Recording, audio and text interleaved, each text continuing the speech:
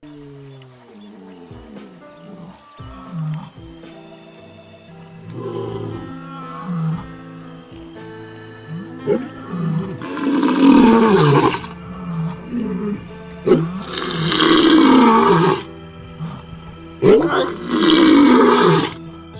tes attributs au travers de nous. Bénis les cœurs qui vont recevoir ce message. Et que ça puisse nous transformer, Père. Et que la sémence de Christ soit manifeste en nous. Il en soit ainsi, Père. Dans le tout puissant nom du Seigneur Jésus-Christ. Amen. Maintenant, nous disons la prière. Isaïe 3, à partir du verset 12. Mon peuple a pour oppresseur des enfants. Et des femmes dominent sur lui. Ceux qui te conduisent t'égarent. Et ils corrompent la voie dans laquelle tu marches. Et l'Éternel se présente pour plaider. Il est debout pour juger les peuples. Je crois que c'est Isaïe 9. 9, 5.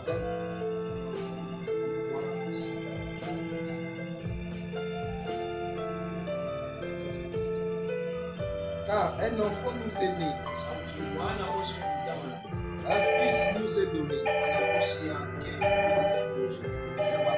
Et la domination reposera sur son épaule. On l'appellera admirateur. On l'appellera admirable. Conseiller. Dieu puissant. Père éternel. Prince de la paix. Donné à l'empire de l'accroissement. Et une paix sans fin au trône de David. Et son royaume, David et son royaume. L'affermir et le soutenir par le droit, par la justice. Et le Seigneur vous bénisse. Et Dieu ajoute la bénédiction à la lecture de sa parole. Nous sommes encore contents de nous revoir ce soir. C'est encore un jour merveilleux que le Seigneur nous accorde. Et nous allons profiter de dire quelque chose de sa part. Nous continuons toujours sur notre enseignement. Et les délices de Sion. Le Seigneur nous fait grâce de voir encore beaucoup de choses. Et plus il montre, plus nous en parle. Ce qui veut que nous soyons enseignés de sa part.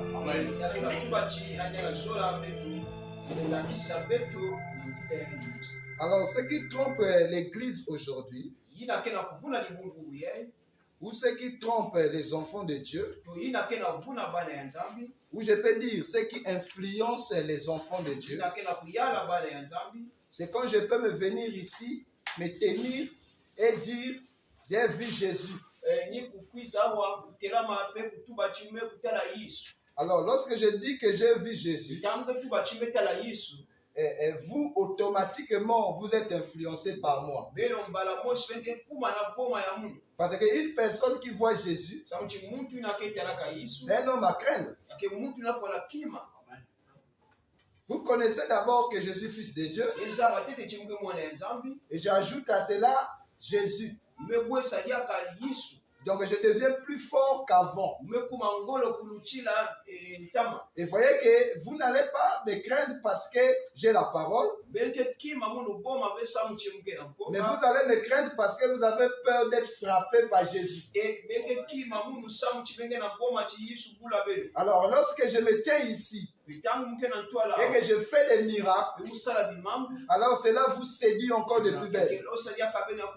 Vous n'aurez plus l'attention sur la chose essentielle, mais vous aurez l'attention à la chose, votre attention sera fixée à la chose secondaire. Parce que dire que je vois Jésus, ça c'est mon expérience avec Dieu. Mais vous, cela vous sert à quoi? Cela vous sert à rien. La présence de Jésus dans ma vie vous serez bénéfique lorsque vous me voyez vous conduire vers ce Jésus. C'est en ce moment-là que le Jésus que je vois aura de l'influence dans vos vies. Mais si cela ne s'arrête qu'à moi, c'est une mauvaise expérience. Amen. Amen. Vous allez voir dans beaucoup des églises, ce n'est que le pasteur qui connaît parler de Dieu. Mais en dehors du pasteur, personne ne peut parler de Dieu. Donc l'expérience de Christ ne s'arrête qu'entre le pasteur et Dieu. Donc les brebis, quand ils se mettent à parler de la parole, là où le pasteur a mis point, ils aussi mettent point. Donc ils répètent le mot à mot que le pasteur a donné. Ce n'est pas mauvais. Mais le danger est que la vie qui produit ces enseignements ne se trouve pas en vous. Parce que la même vie en vous va développer la même parole. Vous ne pouvez pas vous limiter à mes paroles. C'est que vous êtes séduits. Nous ne pouvons pas nous limiter aux paroles, aux propos de frère Branham. C'est que nous sommes séduits. Mais le Saint-Esprit en nous va nous amener à creuser au-delà de ce qui a été dit. Voilà pourquoi frère Branham dit que Dieu veut que vous ou nous développions la parole. Parce que le germe vient du mal. Mais en ce qui consiste le développement, c'est la femme. Est-ce que vous êtes avec moi? Amen. La femme n'a pas de germe. La femme, c'est un terrain d'ensemencement où on met le germe. Maintenant, pour amener ce germe à maturité, ce n'est pas l'homme qui le fait, mais c'est la femme qui le fait. Et le douleur de l'enfantement n'est pas réservé à l'homme, mais c'est réservé à la femme. C'est la femme qui enfante la vie, mais c'est l'homme qui donne la vie. Donc l'homme donne la vie, la femme reçoit, et la femme parfait la vie jusqu'à l'enfanter. Amen. Qu'est-ce qui se passe? L'esprit qui rentre dans le germe vient de Dieu ou du diable. Le germe de vie ne vient pas de Dieu. Mais le germe vie vient de l'homme. Et l'homme donne le germe vie à la femme. Et la femme assure la continuité et donne à ce germe vie une forme. C'est pour cela que vous voyez que l'enfant peut ressembler à maman. Mais et pourtant le sang ce n'est pas maman. Le sang c'est papa. Mais l'enfant peut avoir des ressemblances avec maman. Pourquoi? Parce que c'est elle qui donne la forme à cette sémence. C'est pour ça que nous devons ressembler à Christ. C'est Christ qui donne la forme à l'église. Le type de l'église, ce n'est pas un prophète. Celui qui donne la forme à l'église, ce n'est pas un prophète. Mais celui qui donne la forme à l'église, c'est Christ. C'est pour cela que Christ est l'identité de l'épouse. Est-ce que vous êtes avec moi? Amen. Maintenant, lisons ce que frère Branham dit dans la prédication. Dieu tient sa parole. Paragraphe 223. Il dit: Et les dons, voyez-vous, les signes. Bon, une personne peut venir ce matin, se tenir en chair ici, et opérer des grands miracles et des signes. Ça ne veut même pas dire que cette personne là est sauvée. Vous écoutez ce que frère Branham dit? Quelqu'un peut venir se tenir Dieu de la chair. Il dit, j'ai vu Jésus. Il prie les paralytiques, il prie les morts sont ressuscités. C'est-à-dire toutes sortes de problèmes, il trouve la solution. Frère Branham dit, ça ne veut même pas dire qu'il est sauvé. Donc même quand il prêche ou il prie, la lumière apparaît. Frère Branham dit, ça ne veut même pas dire qu'il est sauvé. Ça, c'est grave. Vous voyez ce qui s'est dit l'église? Parce que le pasteur, quand il priait, la lumière a apparu. Au lieu que vous puissiez voir la parole, votre attention est maintenant sur la lumière. Amen. Amen. Et lui aussi, il ne verra plus la parole. Il verra que la colonne de feu. Il verra que la nuée. Donc, il ne peut pas faire un sermon sans parler de ça. Donc ça devient son arme de séduction. Quand il voit un nouveau venir, il doit toujours parler de ça, pour te séduire. Au lieu que ce soit la parole qui puisse te séduire, mais c'est l'expérience de la colonne de feu, l'expérience de la nuée, l'expérience des anges qui séduisent l'église. Vous voyez les enfants de Dieu de chair? Comment ils oppressent le peuple de Dieu? La Bible dit par Esaïe, ils sont en train de vous détourner de votre voix. Ils sont en train de corrompre votre voix. Il dit, ce sont les enfants qui oppressent mon peuple. Donc les gens qui ne sont pas appelés de Dieu, mais qui ont des vrais signes, qui ont des vrais miracles, des miracles authentiques. Et ils ont des grandes églises, mais ils ne sont pas des appelés de Dieu. Et ils n'ont même pas aussi le Saint-Esprit. Parce que faire les miracles ne veut pas dire que tu as le Saint-Esprit. Avoir le Saint-Esprit, c'est avoir la révélation de ton jour. Voilà, dit dans la prédication, pourquoi je suis contre les religions organisées. Paragraphe 125. Il dit, Luther avait le Saint-Esprit. Wesley avait le Saint-Esprit.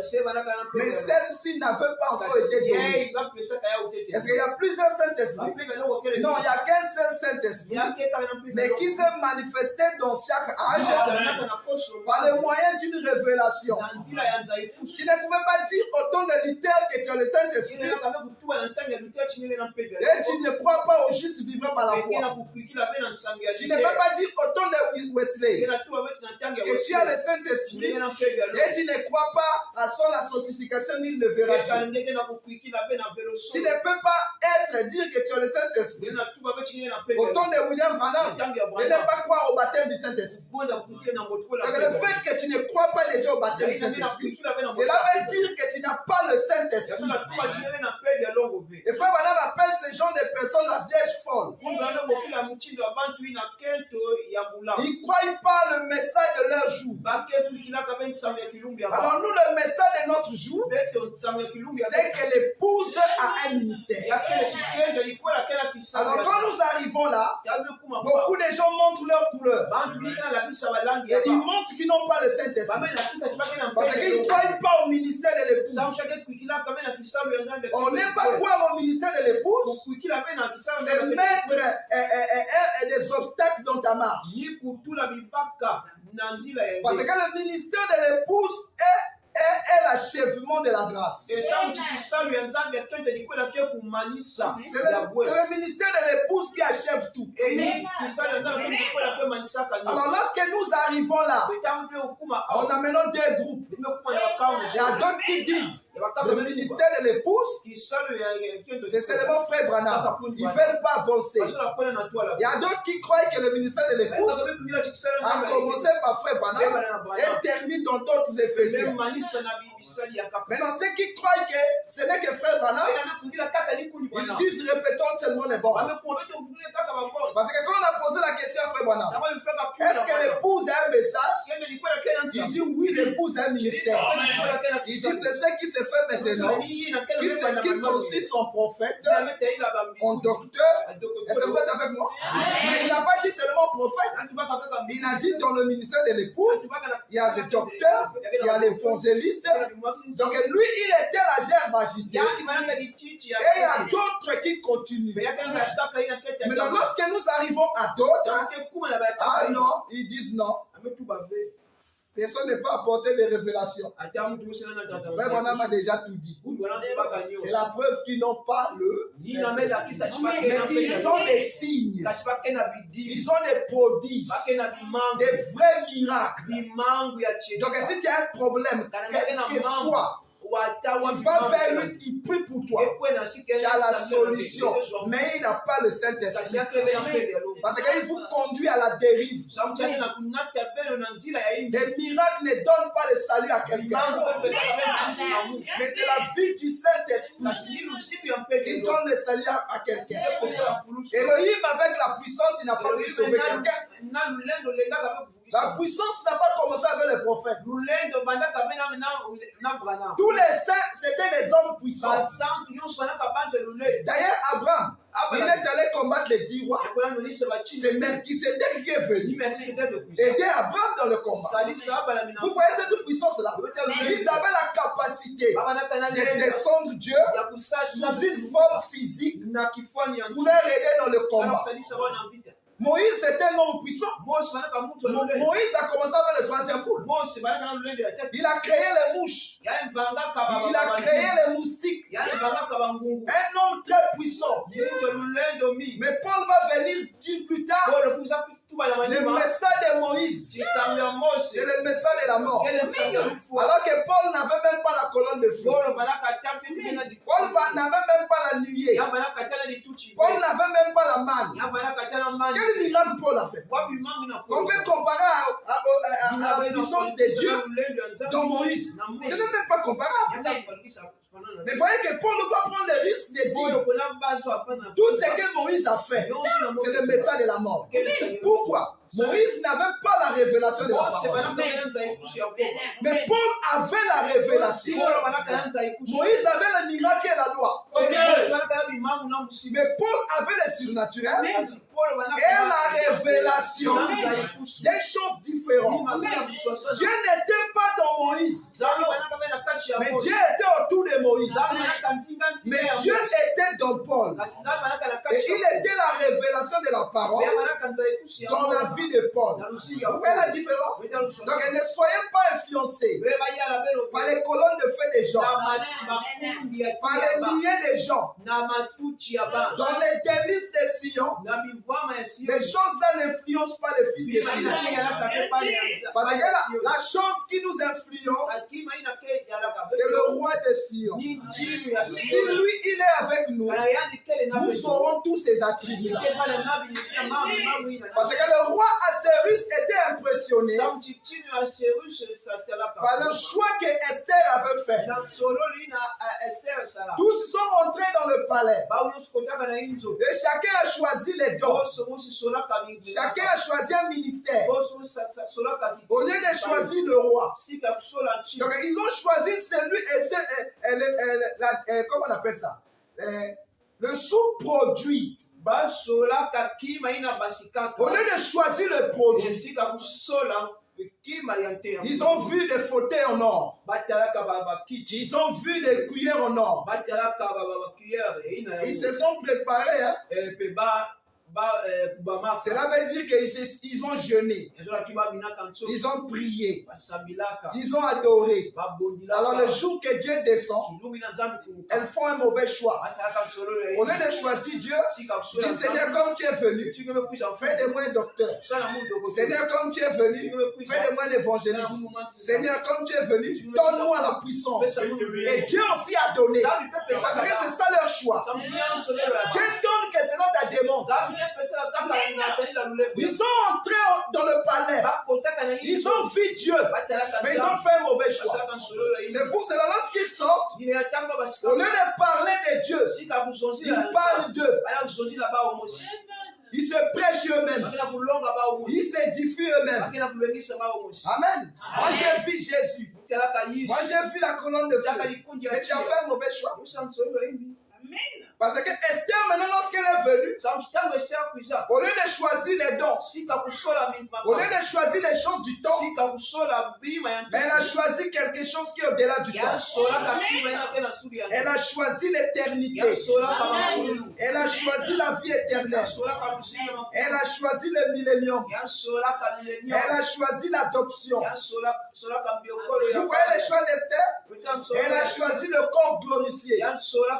Mais eux, ils ont choisi le baptême du Saint-Esprit et beaucoup de puissance.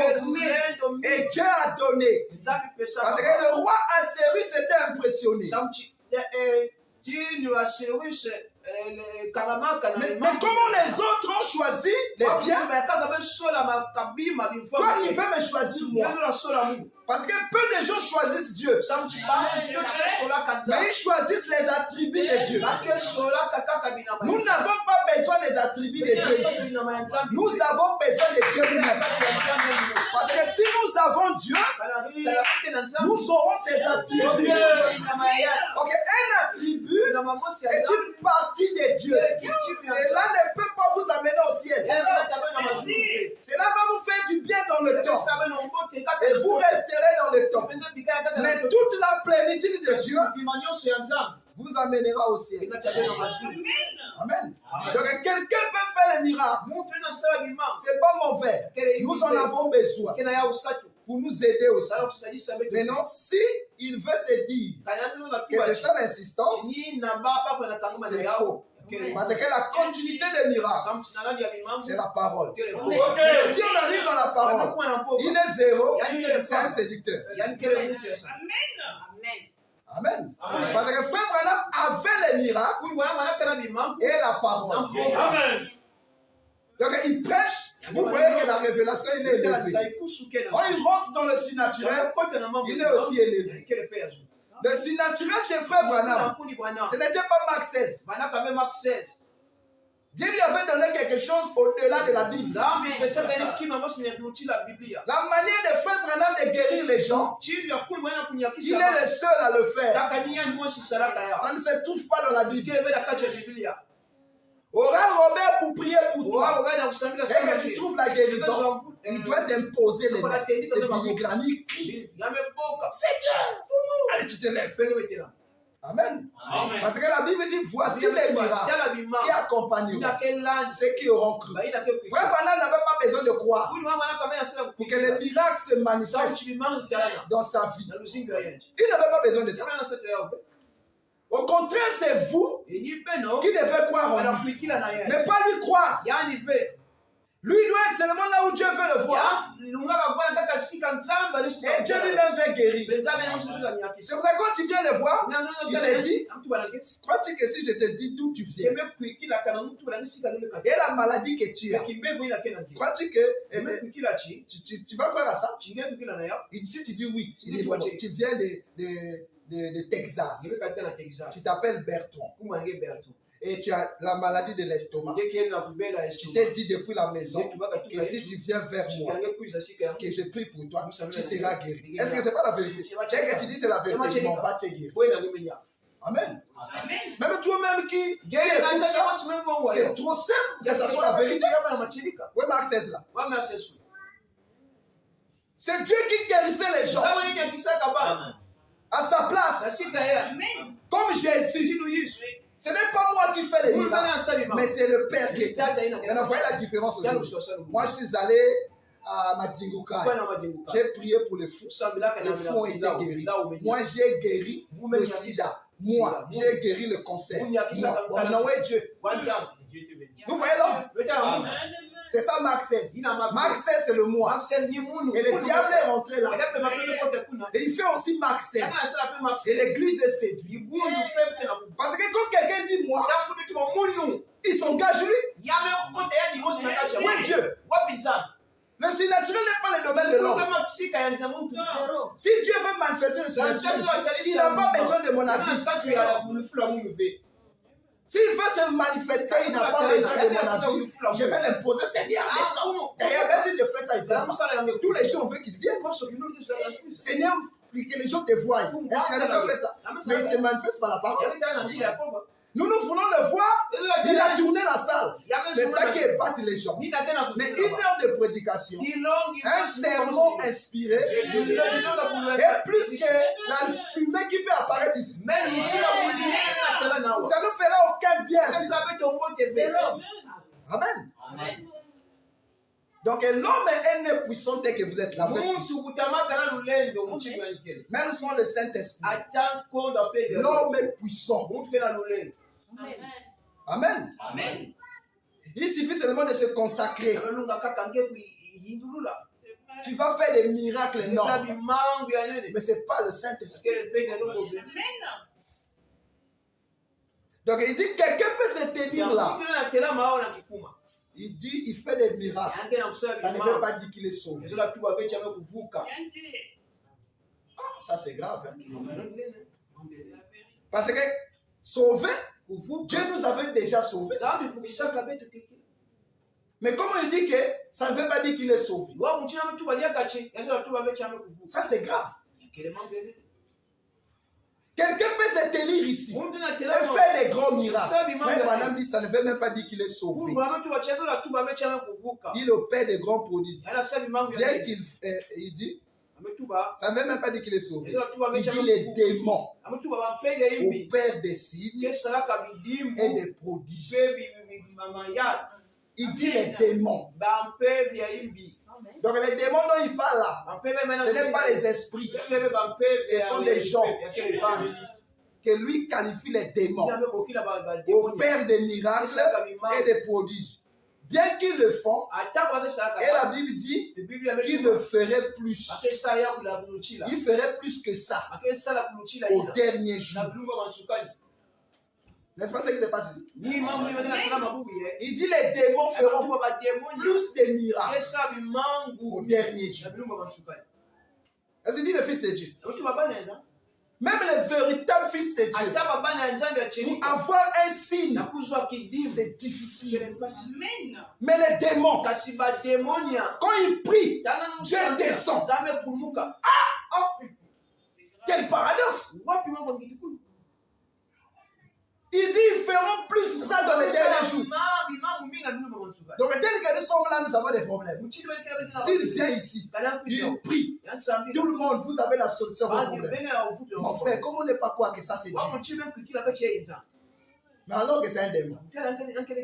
Si tu le suis, tu es perdu.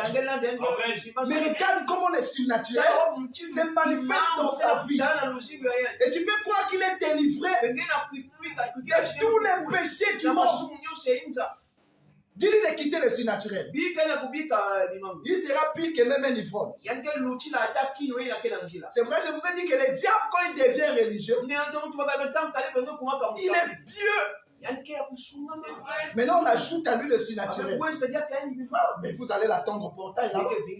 Même le salier, c'est pas possible. C'est comme ça le diable quand il est pasteur. Pour l'approcher, c'est difficile. Amen. Le diable, quand il est pasteur, vous le saluez à genoux. Et lui, il aime ça. Parce que ça, c'est sa nature. Maintenant, il se cache derrière la religion. Le diable, quand il est pasteur, il a les gardes-corps. Ça, c'est le diable, quand il est pasteur. Parce que sa nature se manifeste dans la religion. Bon, maintenant, voyez le Fils de Dieu, Jésus-Christ, la parole faite chair. Il avait des gardes-corps. Il n'avait pas de garde-corps. Même la femme, elle a perte de sang, a réussi à le toucher. Et il a été guéri. Mais il est allé voir les prostituées seules. Mais comment moi je suis pour le service de Dieu et servir les enfants, on me salue d'une manière étrange. Donc Dieu est devenu le pape. Parce qu'il n'y a que le pape qu'on salue d'une manière étrange. Oh mon Dieu. Donc tu sens que cette révérence est liée à une séduction. Parce qu'il y a des révérences qui sont liées à une séduction. Et puis c'est ce genre de personnes qui saluent les hommes de Dieu de cette manière qui sont dangereuses. Les jours qui t'attrapent dans le rêve, il va se rappeler comment il t'a salué. C'est ça qui va l'énerver. Il va se rappeler comment il s'est ridiculisé devant les gens à te saluer d'une manière respectueuse. Il devient nerveux. Ça, c'est le diable quand il est pasteur. Le diable quand il est brebis, il n'aime pas prendre que là-bas, il y a telle situation. Dès qu'il apprend qu'il y a quelqu'un qui a mal agi, il est fâché. Ça, c'est le diable. Quand il est frère ou sœur, dès qu'il apprend quelque chose au sujet d'un frère ou d'une sœur, il est fâché. Le diable, quand il est pasteur, il veut imposer aux gens sa doctrine. Tel que je prêche là, j'aimerais que le monde entier puisse croire à ce que je dis, parce que ce que je dis, c'est la vérité. Ça, c'est le diable. Parce que j'ai des faux motifs. Je ne peux pas vous convaincre à croire la parole. Je ne prêche pas pour vous convaincre.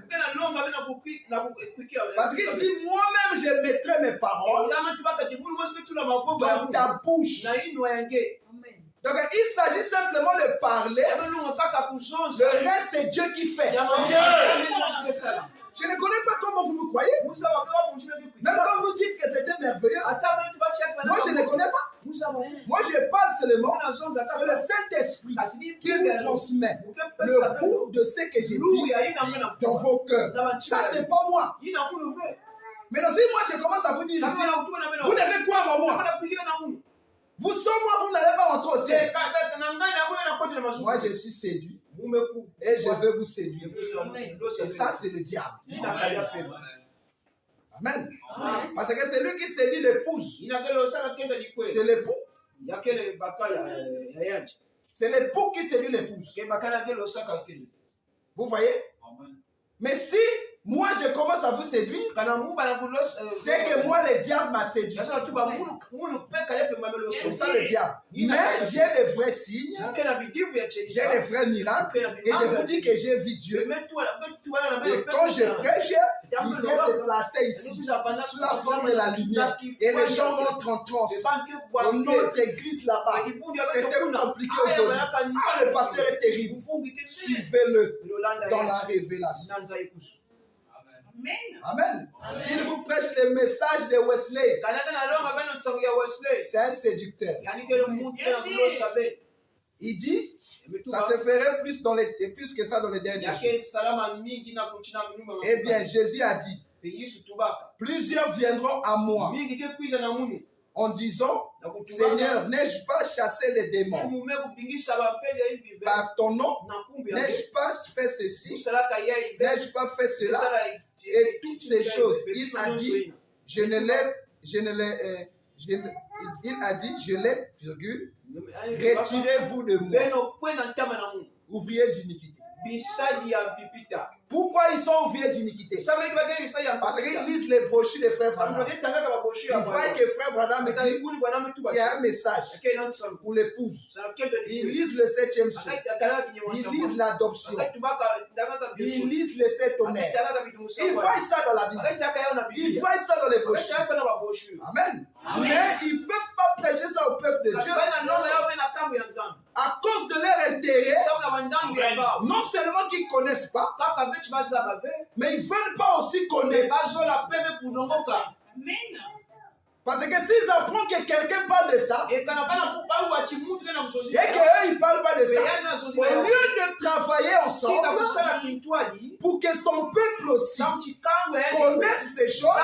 Il fait de cette personne adversaire. Vous voyez l'iniquité? Il fait ça exprès. Que l'autre là-bas, il prêche des fausses doctrines.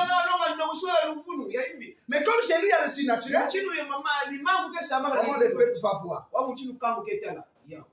Vous voyez le danger? Les enfants, ils sont Dieu déchets. Parce que les enfants ont un amour possessif. Ils aiment que les bonnes choses passent seulement chez eux. Ça, ce sont les enfants. Mais les grands, ils apprennent des autres. Parce que l'autre a l'expérience qui peut t'enseigner. Mon frère, comment tu as vécu ça? Regarde les situations que je traverse. L'enfant ne demande pas le conseil. Tout ce qu'il fait, c'est bon. Et il s'attend à la chicotte. Mais une grande personne, il demande conseil. Et si ton conseil le convainc, il applique ça. C'est ça le corps. Quand on parle du corps, on n'a pas affaire au bébé. Une famille, ce n'est pas les enfants. Mais une famille est composée des adultes. Parce que s'il y a une situation, ce n'est pas les enfants qui vont s'asseoir. Ce sont les adultes qui vont s'asseoir pour parler des problèmes de la famille et trouver une solution. Mais les enfants, non. Ils sont insouciants. Qu'il y ait un problème ou pas, ils sont insouciants. Mais les adultes, ils se soucient de la famille. C'est pour cela, aujourd'hui, Dieu a besoin des adultes pour conduire ses enfants. Parce qu'ils auront le souci d'amener ses enfants à maturité. Ils auront le souci de régler les problèmes de la famille. Parce que la famille de Dieu sur terre a des problèmes. Mais où sont les adultes? Nous n'avons que des enfants. Et plus il y a des enfants, plus il y a des querelles, plus il y a des divisions. Parce que quand on est un enfant, la nature de l'enfance nous domine. Et on pense qu'on est seul. Nous sommes les meilleurs. Est-ce que vous êtes avec moi? Comment le corps va avancer comme ça? Parce que dans chaque église, il y a la colonne de feu. Il n'y a plus d'église aujourd'hui sur terre où il n'y a pas de colonne de feu. Toutes les églises ont des colonnes de feu. Bon, maintenant, qui va écouter l'autre? Parce que la colonne de feu, c'est la bombe atomique. Mais si on dit au Congo, désormais tu auras la bombe atomique, en quoi l'Amérique va être une puissance? Il ne sera plus une puissance. Parce que si vous les Américains vous blaguez, nous aussi on va vous tirer. On va vous bombarder. C'est pour ça la guerre de l'Amérique et des Arabes. Parce qu'ils ont l'uranium. Et ils ne veulent pas que les Arabes fabriquent la bombe atomique. Parce que si les Arabes ont la bombe atomique, ils sont capables de détruire le monde. Mais ils empêchent les Arabes. Et pourtant ils ont la matière, mais on les empêche. C'est ça la colonne de feu. C'est devenu la bombe atomique. Même la plus petite église a la colonne de feu et on affiche ça. Toi qui viens là, sachez que nous sommes une bombe atomique. Si là-bas ça s'affiche, chez nous ici, donc on est égal. Maintenant qui va apprendre chez l'autre? Amen. Vous voyez les enfants. Et qu'est-ce que Dieu fait? Comme c'est des enfants, dès qu'ils pleurent, on donne le ballon. Dès qu'ils demandent, on achète. Il manque de rien. Parce qu'un enfant ne manque de rien. Il ne connaît pas comment papa fait pour avoir l'argent. Lui, quand il se réveille, il doit manger. Il ne connaît pas comment il n'y a pas. Mais un adulte, il commence à comprendre qu'élever un enfant, c'est pas facile. Vous voyez la compréhension? Donc la compréhension de l'enfance et la compréhension d'un adulte, tous les deux ce sont des enfants. Mais la compréhension change. Parce qu'ils voient les choses autrement. Amen. Parce que quand on est adulte, on peut comprendre. Mais quand on est enfant, on ne comprend pas. Tout ce qu'on veut, c'est qu'on satisfait nos désirs. Mais quand on est adulte, on sait qu'il y a des désirs qu'on ne peut pas satisfaire. C'est pour ça, madame dit dans la guérison divine, le Christ qui est en vous doit grandir en compréhension. Donc il y a un Christ bébé et il y a un Christ adulte. Si le Christ en toi est bébé, tu auras la compréhension des bébés. Mais si le Christ en toi est adulte, tu auras la compréhension des adultes. Or, la compréhension des adultes, c'est connaître les mystères cachés de Dieu. On appelle les sept tonnerres. Les enfants ne peuvent pas connaître ça. Amen. Il continue à lire, frère Balaam. Il dit ouvriers d'iniquité. Ils ne verront pas la parole de la maturité. Mais ils verront que la parole dans l'âge de l'enfance. Alors, ce type de prédicateurs, ce type de personnes ont été suscités pour égarer ceux qui doivent être égarés. Parce que Dieu, dans sa pensée éternelle, avait condamné une catégorie de gens sur terre. Ça, c'est sa pensée éternelle. Mais pour que cela s'accomplisse, il doit choisir des gens qui doivent jouer ce rôle pour égarer cette catégorie de gens. Pour que lui, il ait raison de les juger. C'est pour cela cette catégorie de gens, Dieu leur donne tout ce qu'il faut pour bien accomplir leur projet. C'est Dieu qui soutient, leur compagne. C'est Dieu. Amen. C'est comme tu vas voir le président. Tu dis bon, chef, je veux être candidat. Mais qui va financer l'argent? Mais c'est le président. Amen. Si tu veux bouffer, tu bouffes. Si tu veux faire aussi, tu fais. Tout dépend que de toi. C'est comme tu vas chez Dieu. C'est là je vais être prédicateur. Parce qu'il y a des gens qui disent à Dieu, fais de moi prédicateur. Tu veux être prédicateur? Il dit la moisson est grande. Et il y a peine d'ouvriers. Amen. Tu veux être prédicateur? Oui, je vais être prédicateur. Parce que ses intentions, il veut être populaire. Il veut pas être prédicateur pour aider le peuple de Dieu. Amen. Mais il veut être prédicateur pour qu'il soit populaire. Alors quand il va dire ça, Dieu va signer. Qu'est-ce qu'il te faut? Donne-moi les dons, donne-moi une grande église, donne-moi des foules, envoie-moi des gens qui ont l'argent pour me payer des dîmes. Moi je ne veux plus travailler, je ne m'attends qu'à toi. Ah, Dieu va regarder sur la terre. Quels sont les gens qui l'avaient condamné, qui sont riches? Il dit un tel. Allez. Il te donne les miracles. Il va faire de sorte que ces messieurs-là soient dans une situation où toi, quand tu vas prier, pour qu'ils s'attachent à toi, Dieu va réunir les conditions. Et quand tu viens, tu dis Seigneur, Dieu te donne même la vision. Et il va parler à ces messieurs. Vous voyez comment Dieu fait? Il donne la vision et quand tu expliques, c'est juste. Ah, donc c'est Dieu. Allez, passe là, prie. Papa, tu es guéri sur place. Tu t'accroches à lui. Quand tu t'accroches à lui, lui, il a été suscité pour t'amener à la perdition, pour que Dieu ait raison de te juger. Amen. Mais la preuve que Dieu n'est pas là, il n'a pas la parole. Il est antichrist. Il ne voit pas les promesses de son jour. Mais il a le surnaturel. Amen. Dieu va choisir les gens qu'il avait condamnés à aller dans son église. Parce qu'il a dit, je veux être prédicateur. Amen.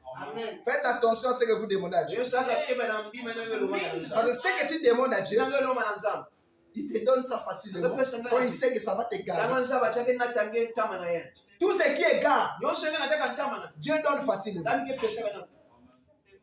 Retenez ce que je dis, mes frères. Dans tous les plans, mariage, boulot, tout ce qui est gars, Dieu donne sa vie. Parce qu'il attendait que Dieu se désire pour qu'il se débarrasse de toi. Mais ceux qui n'égarent pas, Dieu donne ça à son temps. Tonton, tu t'attends même pas à ça. Mais c'est lui-même qui commence à réunir les choses. Et tu vois que les atmosphères autour de toi te dirigent vers cette chose. Tu sens que dans cette chose, parfois tu t'y intéresses ou pas. Mais les conditions sont réunies pour que toi tu rentres là. C'est ça la volonté de Dieu. Amen. Amen. Alors, Jésus-Christ a commencé à parler de cet honneur en parabole dans la Bible. Maître, tu as semé la bonne semence. Le lendemain, quand nous sommes passés par là, nous avons trouvé la mauvaise. Qui a semé ça? Je dis certainement c'est l'ennemi. Permets-nous. Vous voyez les anges.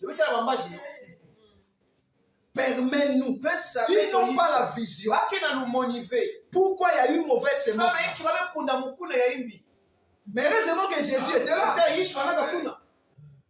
Dès qu'ils ont passé, à peine on a semé, le lendemain ils sont passés. Ils ont vu la mauvaise. Oh, comment Dieu a semé la bonne semence et la mauvaise? Permets-nous d'aller attaquer le péché très fort. Qu'est-ce qu'il a dit? Ne le faites pas. Laissez que les deux croient son sang. Vous voyez la vision de cet honneur? Jésus a commencé à parler de ça. Mais c'est parabole. Vous savez que les disciples étaient scandalisés. Mais comment le bien et le mal doivent grandir? Donc toi tu veux voir le mal. Mais comment le bien et le mal doivent être ensemble? Il dit laissez. Parce que Jésus ne pouvait pas contredire la vision d'Élohim. Lorsqu'il a semé la bonne semence, dans l'Éden, il y a eu la mauvaise qui a été semée le lendemain. Donc la bonne n'est pas semée le même jour que la mauvaise. On sème d'abord la bonne, après le diable vient semer. Donc le diable ne peut pas semer la mauvaise semence là où il n'y a que la mauvaise semence. Là où il y a la bonne semence, lui il vient mettre la mauvaise. C'est pour cela la majorité des fils de Dieu qui ont la semence, hommes comme femmes, ils ont une vie criarde. Est-ce que vous savez ça? Mais Dieu a semé la semence à toi. Lui il sait que tu as la semence. Il va te donner une vie bizarre. Mais voyez avec Moïse. Il savait que Moïse était libérateur. Mais il a fait de Moïse le plus beau de l'Égypte. Toutes les femmes de l'Égypte, les femmes de Moïse. Vous voyez ça? C'est ce qu'il est au-dedans. Mais la mauvaise qui a semé. Et les deux sous le jardin, dans le jardin de Dieu. Madame dit que les deux arbres étaient entremêlés. Donc ils se sont embrassés. Ils étaient en communion. C'était des frères dans l'Éden, les deux arbres. L'arbre de la connaissance du bien et du mal et l'arbre de vie entremêlés. Vous connaissez entremêlés, non? Donc tu ne peux pas les séparer. Ça c'est dans les jardins. Bon, maintenant, aller dans les terres et voir s'il y avait des arbres qui étaient entremêlés. Madame dit ça, il a vu ça où? C'est Elohim qui lui montre la vision. Et lui nous parle de la vision. Mais lorsque nous venons, nous expliquons la vision. Parce que nous sommes l'épouse de Jésus-Christ. Comment le bien et le mal peuvent être entremêlés. Vous voyez la parabole de Jésus? Amen. Personne ne pouvait dire. Mais comment le bien et Si tu ne sais pas, tu as des problèmes avec Dieu. Amen. C'est pourquoi personne ne peut parler de tonnerre. Bon, ceux qui disent que c'est révélé. Bon, les tonnerres sont révélés. C'est qu'ils ont vu ça. N'est-ce pas? Bon, maintenant, quand il parle de ça, il dit c'est tout ce que frère Branham a prêché. Oh. Bon, le tonnerre, la prédication sur le tonnerre, c'est Monsieur S le signe du temps de la fin. Ok, qu'est-ce que frère Branham a dit? Le monsieur S le signe du temps de la fin. C'est la jonction des temps entre les âges de l'église et l'âge de l'épouse. Ok, l'âge de l'épouse concerne le tonnerre. Et il voit ce qui va se passer dans l'âge de l'épouse et il en parle. Bon, il a dit quoi? Il a expliqué la vision des gens. Bon, maintenant après. C'est révélé dans les 7 sceaux. Oui, c'est révélé dans les 7 sceaux. On va lire les 7 sceaux. Est-ce que les tonnerres sont connus? On dit que ça n'avait pas de traces dans la parole de Dieu. Mais le comportement des gens d'Éphèse était écrit.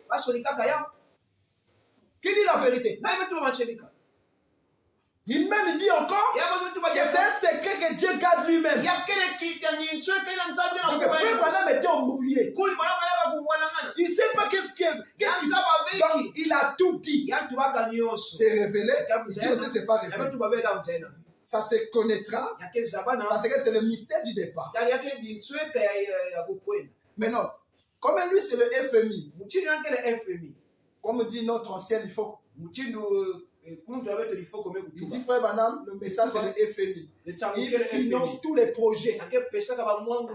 Si tu viens dire que c'est révélé, il te finance. Maintenant il a dit ça.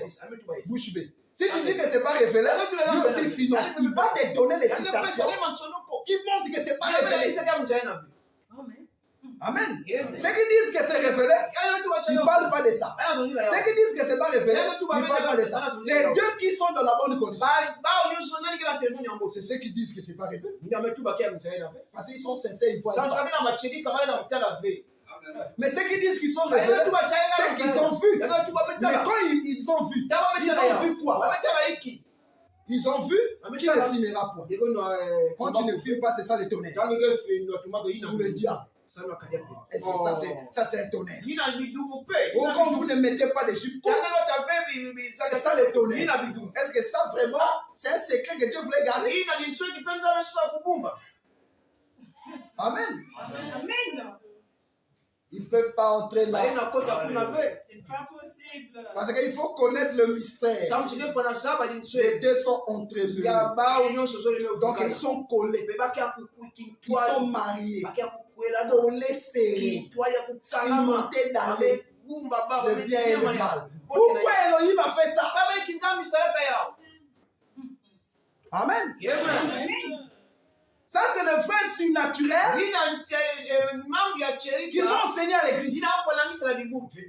C'est ça le fait surnaturel. Pourquoi le bien et le mal étaient entremêlés.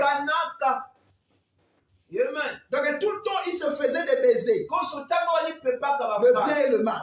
Dans les jardins d'Éden. Madame dit tout ce que nous avons ici. Trouve son origine dans les jardins d'Éden. Tout ce que nous avons ici trouve son origine là-bas. Amen. Amen. Jésus dit, laissez les deux croître ensemble. Pas l'autre au nord, l'un au nord, l'autre aussi. Ils doivent être ensemble.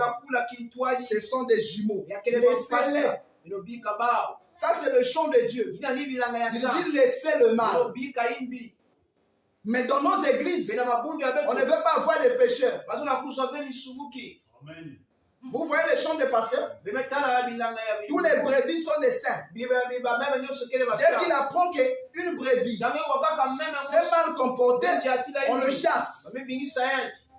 Tu n'es pas fait pour les tonnerres. Amen. Parce que l'église reçoit les péchés. Vous venez parce que vous êtes malade. Mais quand on découvre la maladie, au Ça, c'est quel hôpital? Les malades viennent dire, j'ai le sida. Ah non, sors. Mais tu es docteur pourquoi? Amen. Amen. Amen. Le malade, il faut le consoler. Il y a des maladies qui demandent la consolation pour que ça parte. On ne traite pas les malades de la même manière. Tous les malades. De la même manière. Il y a des malades, il faut beaucoup d'attention et d'amour. Plus tu as l'attention et l'amour, tu affaiblis le démon. Amen. La personne se sent aimée, se sent considérée. Parce qu'elle essaie de donner un cri grâce. Grâce. Donc, il y a des gens qui sont vraiment malades. Il faut les aimer comme ça. Mais lui, il n'a pas ces capacités. Il va faire comment? Il va fermer l'église. Parce que si toutes les églises sont dans la même condition, tu vas faire comment? Amen. Beaucoup de gens, parce que le baptême du Saint-Esprit, c'est l'âge de la Odyssée. Et Christ était là. Le Fils de Dieu était là. C'était bon un jour. Mais quand il quitte là, il rentre dans l'âge de l'épouse, il commence à dire la Odyssée, vous êtes aveugle. Mais tu es passé par là. Quand tu étais passé là, tu n'avais pas vu qu'ils sont nus. Mais tu attends que tu arrives de l'autre côté et tu commences à dire qu'ils sont nus. C'est qu'il a eu quelque chose de supérieur que la Odyssée n'a pas. C'est cette chose-là qui commence à montrer les limites de la Odyssée. En ce moment-là, c'est cette chose-là qui devient l'habit des gens de la Odyssée. C'est pour ça que frère Branham dit l'épouse, le 7e ange, sort l'épouse des traditions pentecôtistes. Donc il y a l'appel à sortir et il y a l'appel à entrer. Le 7e ange nous appelle pour sortir et Christ nous introduit. Moïse nous a fait sortir de l'Égypte. Josué nous a introduit. Donc c'est la course au relais. C'est pour ça que Madame dit le ministère de Moïse, de Josué, était plus excellent que celui de Moïse. Parce que le ministère de Josué consistait à supporter les gens dans leur faiblesse. Ah oui, hein? Non, je suis un Josué. Je suis un Éphésien. Tu es un Éphésien, Josué. Tu viens d'où? Oh, je viens de l'Égypte. Tu es déclassé. Parce que les nouveaux Éphésiens sont nés dans le désert. Parce que le désert, c'est la formation. Amen. Vraiment, Dieu ne peut pas envoyer un réveil sans qu'il y ait des gens qui puissent porter ce message. Il ne dit pas des gens qui doivent lire. Parce que lire le message, ce n'est pas porter. Ok, porter le message, ce n'est pas les écrits. Mais le message, c'est la vie des gens. Et tu dois porter ça sur toi. C'est ça qui amène le réveil. Parce que le message du réveil sort de la vie des gens. Comment tu vas prêcher un message qui est en dehors de ce que les gens vivent? Ce n'est pas un réveil. Amen. C'est pour ça que Dieu forme d'abord. Mais combien de gens sont formés? Amen. Si ce n'est pas des grands lecteurs, ils savent lire, ils sont intelligents, mais ils ne sont pas formés. Parce que la formation produit la révélation. S'il n'y a pas de révélation, c'est que le Messie n'a pas été formé. Et s'il n'a pas été formé, c'est que c'est un enfant. On ne peut pas former un enfant. Amen. Même quand il pleure, il faut le calmer.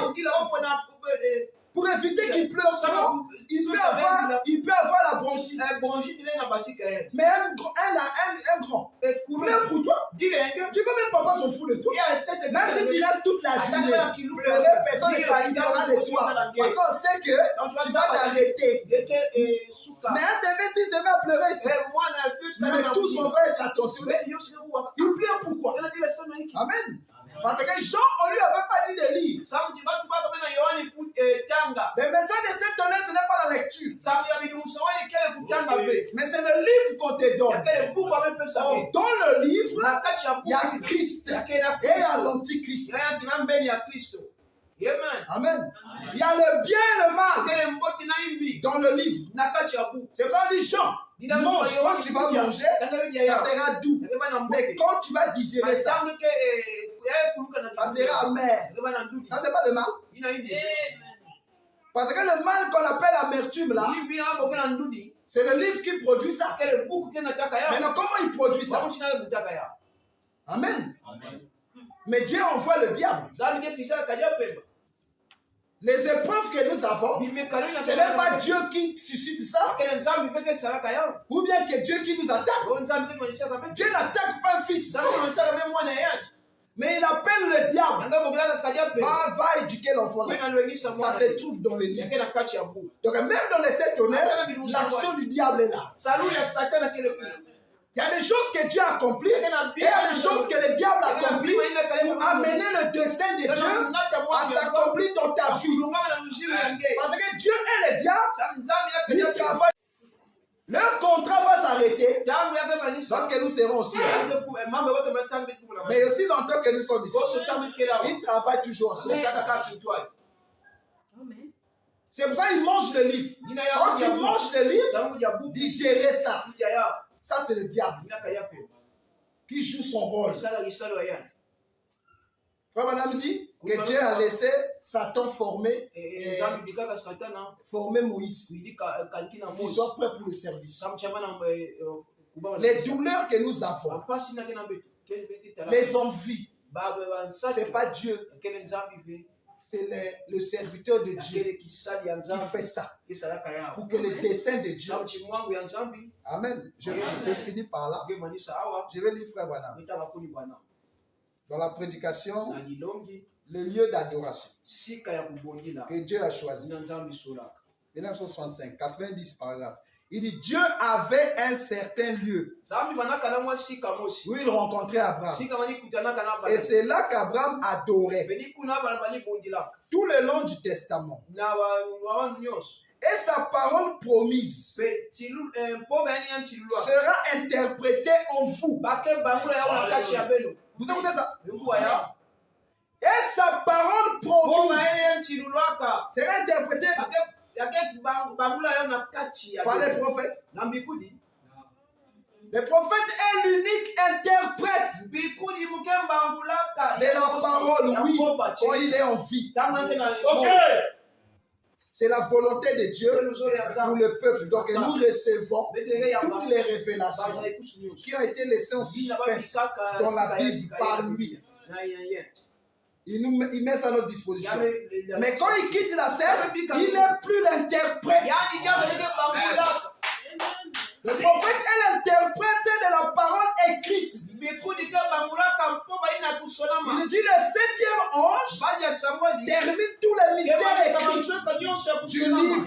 C'est là qu'il parle maintenant de cette année. Mais nous savons au dos du livre d'autres mystères qui ne sont pas connus. Donc quand Frère Branham parle de cette année, il dit que ce n'est pas connu. Nous ne connaissons pas ça. C'est ça, mais c'est ceci du temps de la fin. Il a terminé tous les mystères. Mais quand on arrive au dos, il dit c'est pas connu. Dieu retient ça. Donc quelqu'un doit interpréter ça. Mais notre frère Branham dit et sa parole promise sera interprétée en vous par lui. Donc, l'épouse devient l'interprète de la parole de Dieu. Cette fois-ci, le monde écoutera directement la parole de Dieu venant du trône dans l'épouse. C'est pas ça que le frère Branham a dit. Amen. Il dit interpréter en vous par lui. C'est ça le entremêlé. Donc le mariage entre Dieu et l'homme. En vous. Il dit, avez-vous saisi cela? Il vous pose la question. Est-ce que vous comprenez ça? Amen. Il dit, la parole qu'il a promise accomplie dans le jour où vous vivez. Est-ce que nous vivons au jour de William? La parole qu'il a promise accomplie dans le jour où vous vivez et interprétée en vous. Amen. Au lieu de nous parler de la colonne de feu, la nier, oh la main va toucher. Oh j'ai vu Dieu.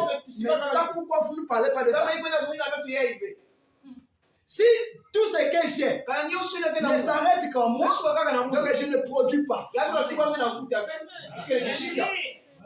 Tout ce que j'ai, ça doit être en vous. Dieu n'est pas stérile. Pour Dieu qu'il n'a que Branham, en dehors de Branham, Dieu ne peut plus mettre au monde. Vous avez déjà appris que Dieu est devenu vieux. C'est nous les hommes qui vivons. Mais lui, il n'a même pas de cheveux blancs.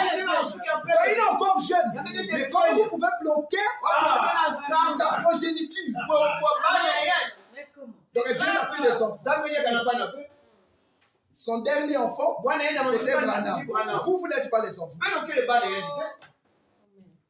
Amen. Il dit la parole qu'il a promise, interprétée dans le jour où vous vivez. Nous ne vivons pas au jour de Branham. Bon, nous vivons dans quel jour? Et quelle est la parole qui doit être interprétée aujourd'hui? Amen.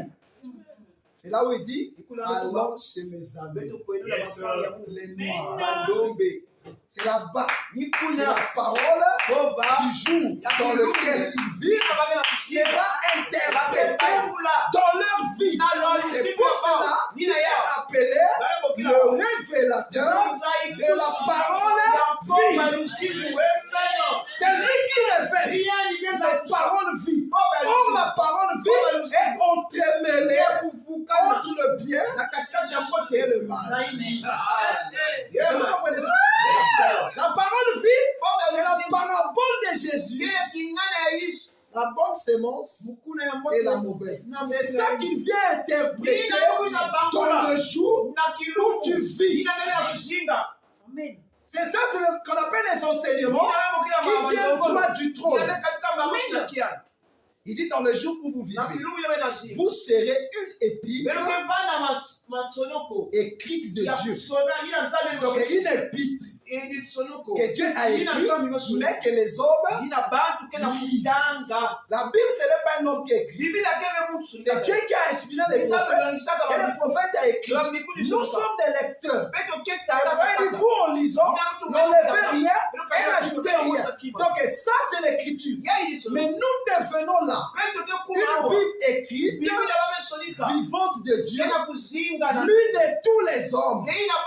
Non pas ce que vous prétendez être. Oh, moi, si docteur. Oh, moi, Dieu, je vois. Je dis, c'est pas ça. Ça, c'est ça la prétention. C'est ça la prétention. Non, c'est que vous prétendez être, mais c'est que Dieu fait à travers vous parlera plus fort que tout ce que vous pourriez prétendre. Amen. Il dit, Dieu a dit, voici les signes qui accompagneront ceux qui auront cru. Ça parle à travers de vous. Vous voyez? Alors, je vais m'arrêter là. On va continuer vendredi. Donc, vous êtes une épître vivante. Amen. Dites amen, s'il vous plaît. Répète, je suis une épître vivante. C'est ça qu'on appelle le troisième testament. Le troisième testament, ce n'est pas le message de Branham. Le troisième testament Ce n'est pas l'écriture, mais c'est des hommes qui marchent. Vous êtes une Bible vivante. Il dit la parole de Dieu qui marche. Vous avez vu la parole de Dieu marcher. Pour la première fois que la parole de Dieu avait marché, c'était Jésus. On appelait la parole flexible. Mais frère Branham dit, vous êtes la parole de Dieu qui marche. Si tu es la parole de Dieu qui marche, donc toutes les écritures, c'est toi. De Genèse à Apocalypse, c'est toi. Tous les sermons de William Branham, c'est l'épouse. C'est là le Saint-Esprit se place.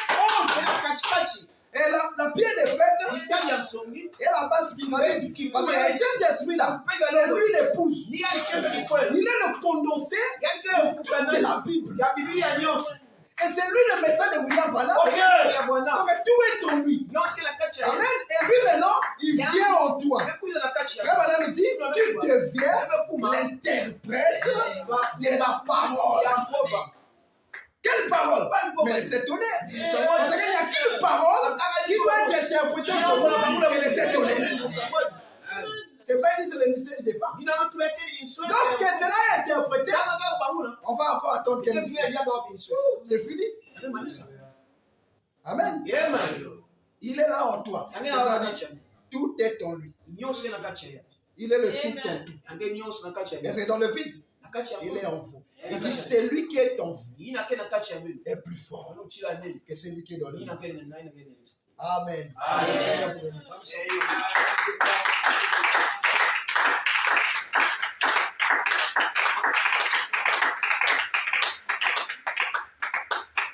Seigneur, mon amour, si ce n'est que ta grâce, je n'ai rien mérité.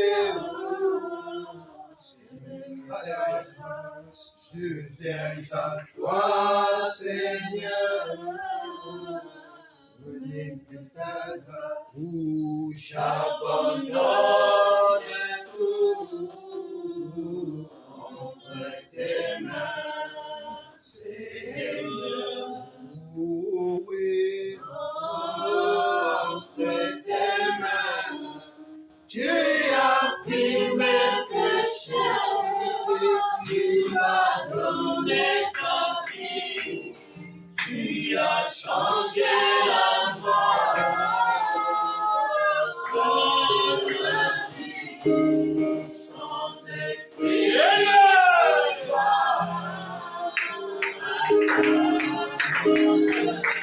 L'enfer est tout sa puissance, sans témoigner à laisser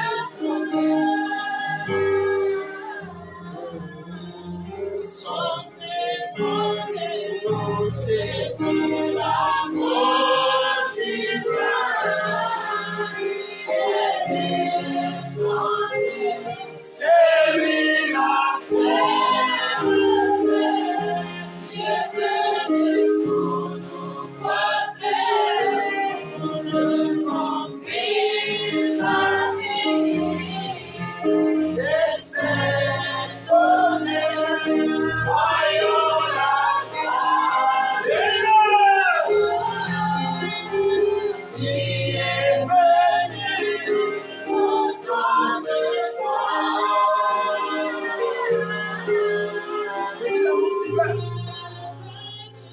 oh Jésus, l'amour divin est descendu.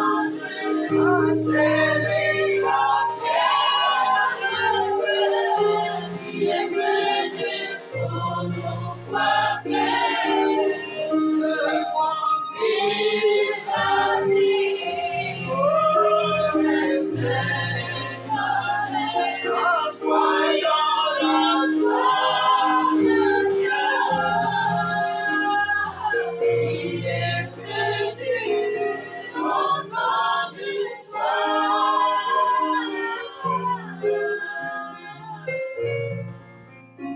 Oh oui, Jésus, l'amour divin, oh, qui est descendu.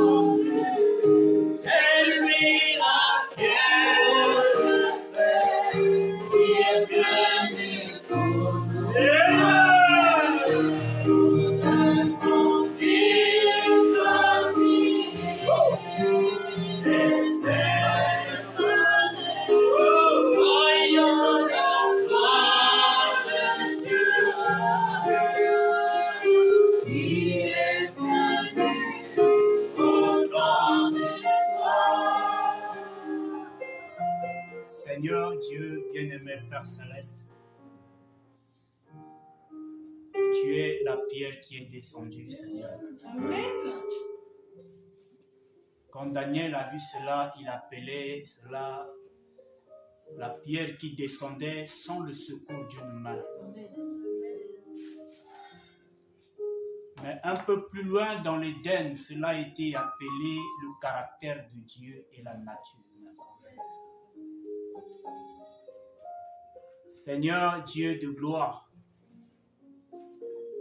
si l'Église a traversé les âges, à travers les prophètes, les apôtres et tous ceux qui ont, Seigneur, œuvré, Seigneur, durant les âges de l'Église, ils avaient tous l'espérance, oh Dieu, que cette pierre devrait descendre en leur temps.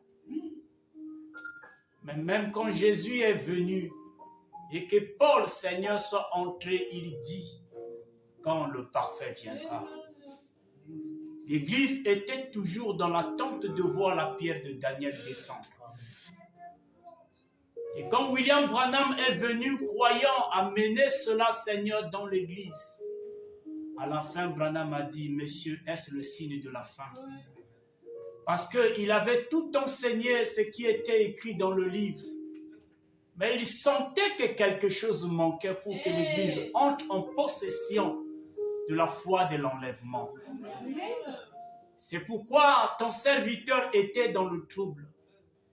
Mais Seigneur, comme toi, tu ne fais pas des choses à moitié. Tu es venu, tu lui as montré que les tonnerres devraient encore tonner une fois de plus. Alors Seigneur, en ce moment-là, il n'y avait plus de repère. Qui pouvait savoir la direction, ô Dieu, par laquelle cette chose devrait venir? Parce que le plus grand repère pour nous, c'était William Branham. Parce que nous avons la prophétie et la promesse dans la Bible qu'il devrait venir. Et il est venu, il a donné son message. Mais cela n'était pas tout. Il y avait encore autre chose, Père, qu'il fallait donner à l'Église. C'est pourquoi, Père, il y a tout ce désordre. C'est pourquoi, Seigneur, l'Église est rentrée, Seigneur Dieu de gloire, dans des choses qui ne concernent même pas la foi de l'enlèvement. Amen. Seigneur, mais toi, tu es Dieu. Amen. Ton amour est insondable. Lorsque toi, tu veux amener quelque chose de grand, tu fais cela dans la simplicité. Oh Dieu. Amen. Et ce soir, Père, nous sommes à l'honneur. Amen. Nous avons la bénédiction. Nous sommes heureux, Seigneur, Amen. de savoir, Père, que le ministère de la pierre de Daniel est de retour dans l'Église. Pour amener l'Église à la maturité, afin que la foi de l'enlèvement puisse entrer et que l'Église, Père, puisse être unie à toi, Christ l'époux, afin que, Père, disparaisse de la terre ce peuple, Père éternel. Oh Dieu, que tu appelles ton épouse. Seigneur Jésus-Christ, merci. Le message de ce soir, oh Dieu de gloire, sans ces éléments qui étaient cachés là-dedans, Père, secrets, sans ces mots. Oh Dieu, comme tu l'as dit, cela était entremêlé. Mais qui pouvait comprendre, qui pouvait croire que dans ces écritures, Père éternel, que tous avaient laissé à côté, se trouvait même le message des tonnerres. Ce pour lequel, Père, toi tu es venu.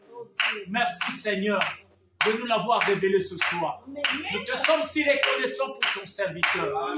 Laisse que Père ce message soit une bénédiction, une bonne galette pour ce peuple ici et pour ceux qui sont ailleurs, qui croient que ceci est la vérité.